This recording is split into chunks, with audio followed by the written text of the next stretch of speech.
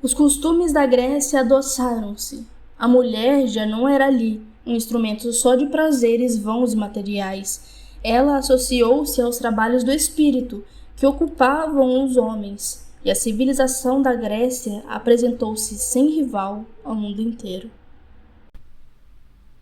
O trecho que você acabou de ouvir pertence ao livro Opúsculo Humanitário, de Nízia Floresta, que vem sendo postado no canal Livros por Osmose. Acesse abaixo, compartilhe e curta. Até já!